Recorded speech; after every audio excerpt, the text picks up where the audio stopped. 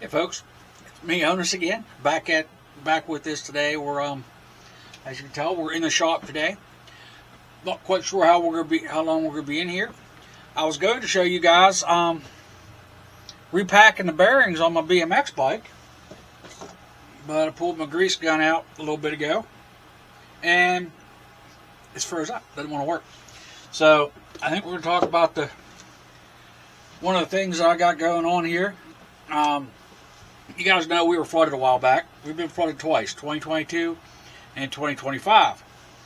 But in there, I had a couple of my father's antique tools in there, and they were in the one storage area, and they were flooded. So I've got them tore apart. I'm waiting to get some sandblasting medium. But let me show you the one that I'm working on right now. Let's see if I can get this camera to do what I want to do today. We have an old Stanley hand plane. It's not froze up or anything. Everything works good. All the screws come out of it nice and easy. So that part of it made it pretty easy for me. I've got all the pieces for it floating here. But honestly, it's one of them things right now. I'm just waiting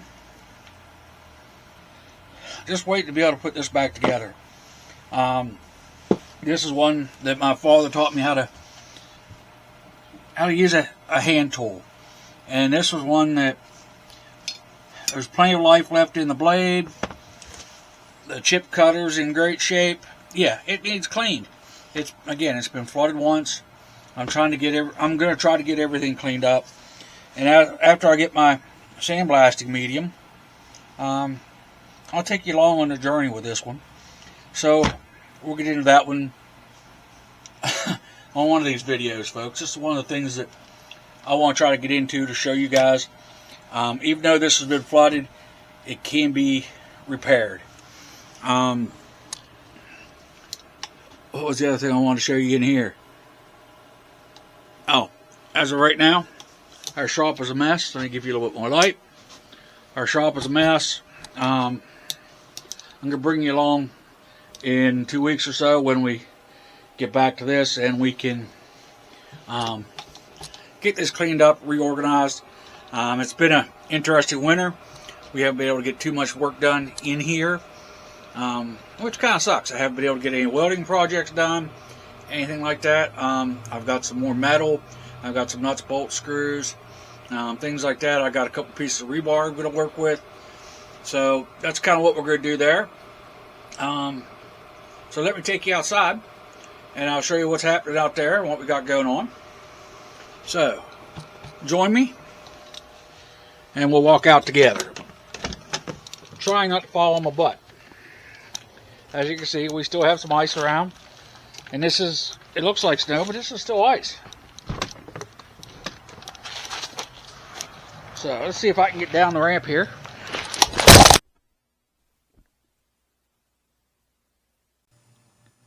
Well, as you can see, folks, I didn't make it down the hill with the ice. And I didn't realize that I'd broken my mic off until almost the end of this clip when I finally unplugged it from my camera. So we'll pick it up here, and we should have some sound shortly.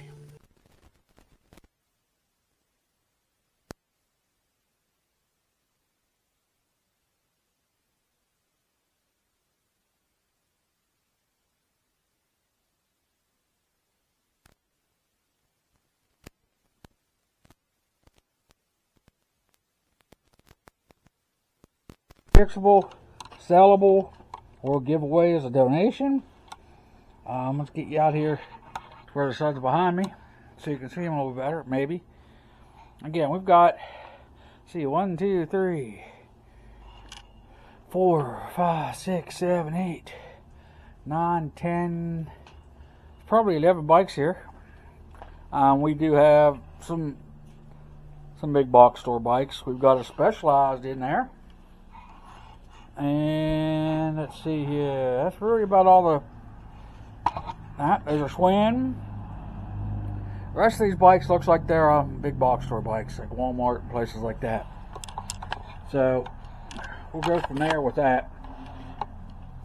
But folks, like I said earlier, there's not much we can do outside today.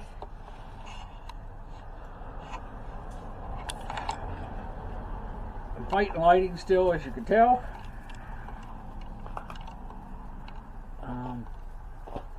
So that's about all we're going to get done outside today.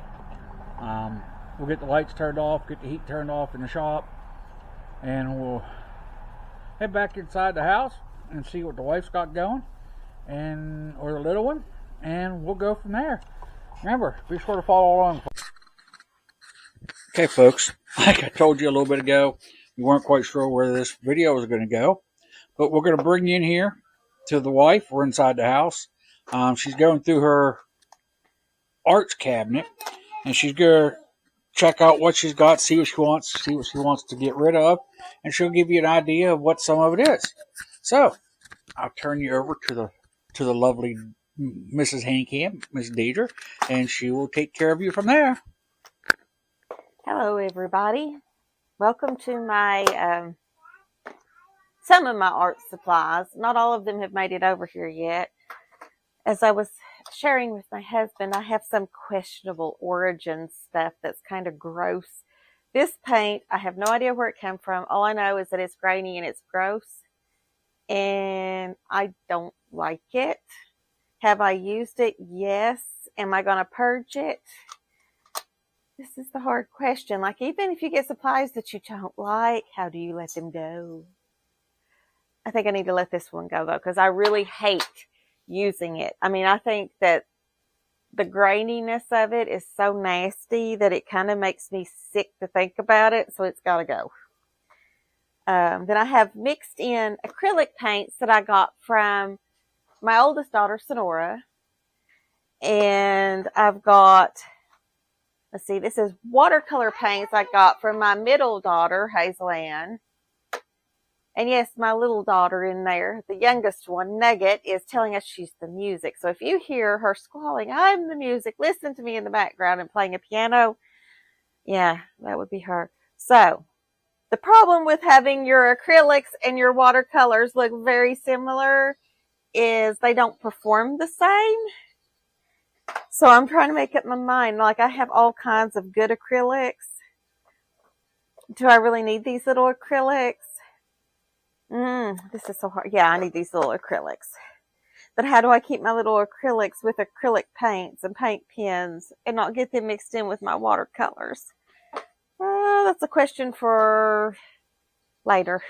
I guess we set the acrylic paints over to the side because I'm looking for watercolors. And as you can see, I got little watercolor. It's a magnetic palette. My daughter got me the watercolors and the palette for Christmas. And I'll be honest, I like the watercolor paints, but I don't like using it on the palette because they don't reconstitute well. They soak into the wood. So this is unvarnished. I mean, it's got color to it, and you'd think it's varnished, but it feels very unvarnished. It just sucks up the color. So I'm going to have to probably clean this and try a different type of paint. So this is going to be on my I should clean it list. There's probably a lot of things. Oh, look. Ugly watercolor artwork. That's just free floated. This is tester pages that I play on. So I'm going to put them back in with the other stuff in the bag over there that I've not got to. Trying to find all of my watercolor brushes. I went to do a piece of artwork. Oh, and these are nasty too. So guess what I get to wash later? These. So I couldn't find my brushes the other day when I was trying to watercolor. Back up there for a second. Explain those watercolor brushes that you got there. I don't know if everybody's seen that type. I'm getting choked down on dust. Yeah, that's the other reason why I'm cleaning. These are watercolor travel brushes. I think it's the best way to describe these. And they come in varied sizes, as you can see. But the way these work, I'm trying to find one that doesn't look just totally gross. Well, good luck with that. This one, as you can, I let the little one use these too because they hold water. You unscrew and you fill this part of it with clean water, and you should ideally keep your brush clean as well. But as you can see, again, to my shame, my brushes look kind of gross. Oh, yeah, it's very gross. Anyway, I will probably clean these with some brush cleaner, but these are for travel because they hold your water and they're relatively portable and easy to use, and they're I say they're pretty cost effective. I mean, if you destroy these, they're cheap enough you can replace them. My personal preference, though, is the little shorties. These tiny ones travel better than these big long ones. There's things I don't like about them. I almost threw them away when I first got them because it's very frustrating to use when you like this one works great. It stays on. This one, however, is very loose. And if you go, yeah, I'm not going to do it. I actually did that when I was painting. I went, and I moved my hand because I talk with my hands and it just flew off. So I don't like the lid on this one. You want snacks? Go get you some snacks. I'll close it. Oh no, there it is. I made chips right now. Yeah, I think you ate them all. Yep. You got your goldfish. So, yeah, and I've got a bunch of those, actually, since I'm here. They are technically supposed to be in with all of these. Oh, there's my clean one. Look, one little clean one. And I apologize if I cough all during this. I'm going to just put all my pins back in here. Well, paint pins is what I call them, but they're not. They're brushes, travel brushes. But, if you leave them as nasty as I leave mine, they almost turn into pins. And I've got more paint brushes. These come from my daughter, Sonora. She did her own purge, and I inherited stuff. So I have, these look like they have seen better days too. And I don't know if I should take them out of their thing and put them in with my other rotation or leave them in because I don't know. And I have paintbrushes in the windowsill. This is why at the beginning of the year it's good to kind of go through and find your stuff. We played that game. Where did I have it last? And again, I have so many different spots that I keep stuff. It's very easy to lose items. Okay. And I don't know what happened to my daughter's watercolors. I think I put them over in her, I'm hoping I put them over there in her little, it's not really a nightstand. It's a dresser with 2 drawers, but it's tiny. Egad, that's not good when your travel water has turned orange. So, yeah. I need to clean these. See, I had 2 in here. This is my preferred kit. I bought this many, many years ago. There's parts of these pins I'm going to throw away because they don't stay on. But I bought this off of Amazon. It says Superior Watercolor. I don't know if this is even available anymore.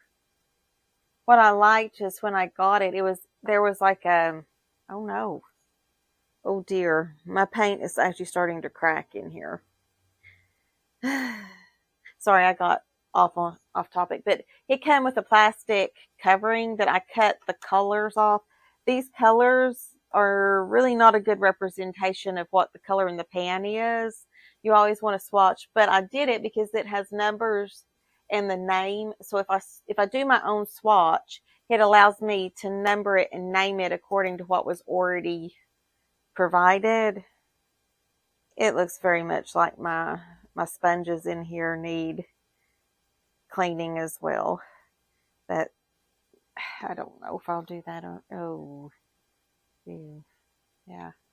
You should always clean your stuff at least once a year when you're doing your go through, if it looks like it needs some TLC, like I would like to factory reset this and clean that and take all this old off, because this is my mixing. And after so long of being dried on there, when you go to reconstitute it, it may or may not come back and be as nice as you would like it to be. So this one needs to be cleaned. Okay. That one needs to be cleaned. Looking on Amazon here while you're doing what you're doing, it is still available on Amazon, and the price is $19.99. Yeah, I think that's why I bought it. It's an affordable. I don't think it's truly an artist grade, but it's not grainy. The difference between these pan colors and the first one is night and day. Now, I bought the next one. This is a name brand, Rubens. I got this off of Temu. Now, some people say the stuff on Temu is knockoff. Listen, Temu, Amazon, Walmart, they all have third-party sellers. You may or may not get a legitimate product from any of them. So the only way that you can be 100% for sure that you're buying a legitimate product is either, one, know the seller, or two, buy it from a reputable art supply place, preferably in person. That's the best I can say, because honestly, these are Paul Rubin. And I know that these are legitimate Paul Rubin because it comes with his branding and the quality control is here. The item is correct. There's nothing dodgy about this. The seller that I bought this from, I can't remember which one it was, but they are one of the more reputable third-party sellers that I've dealt with. I've not gotten a knockoff item.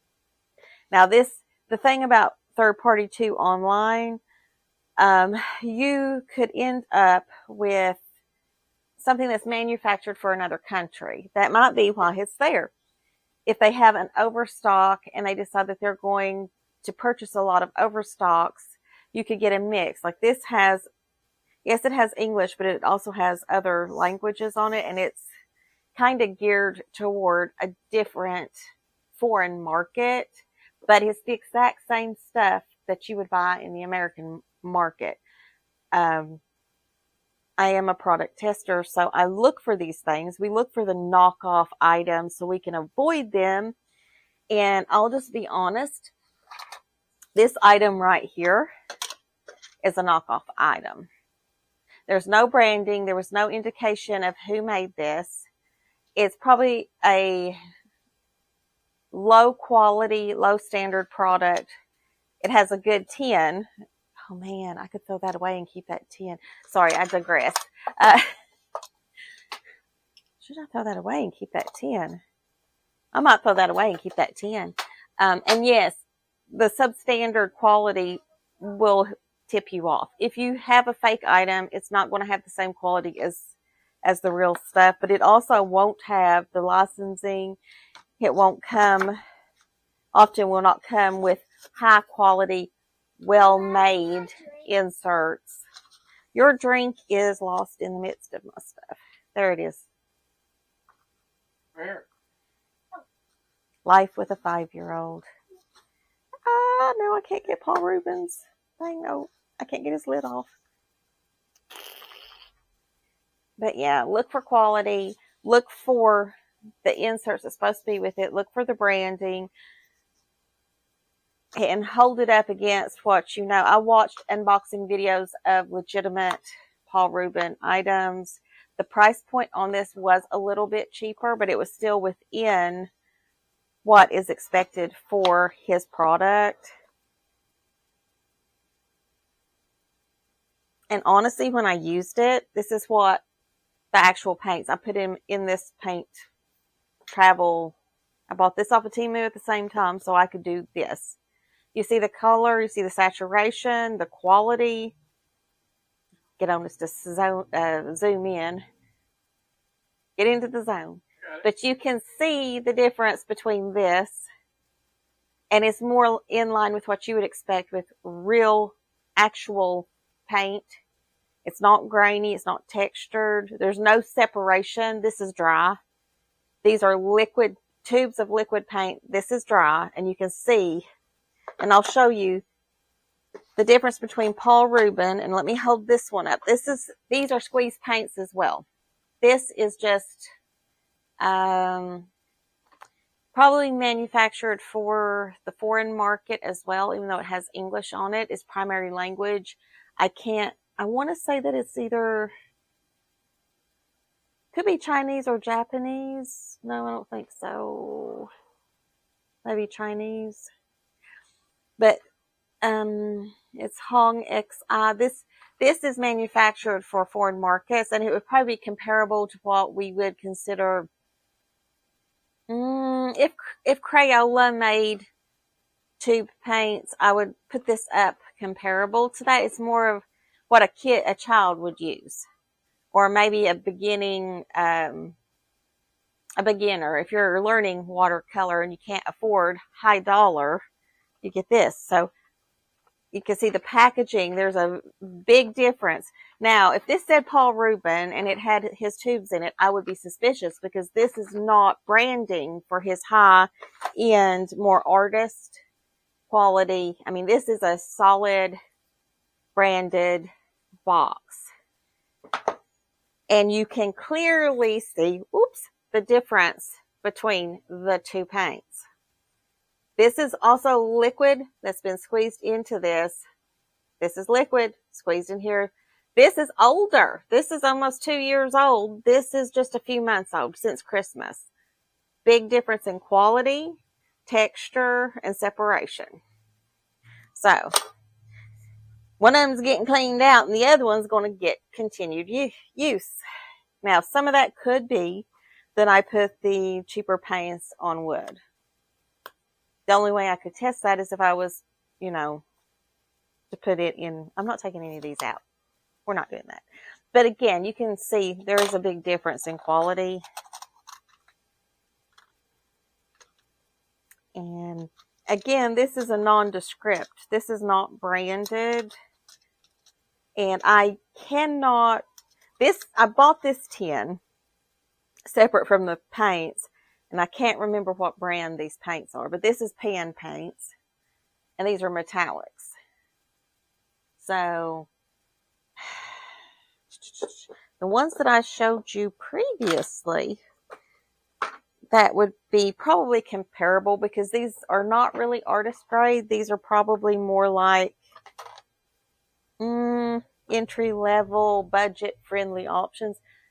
These paints here are probably, how long have we been together?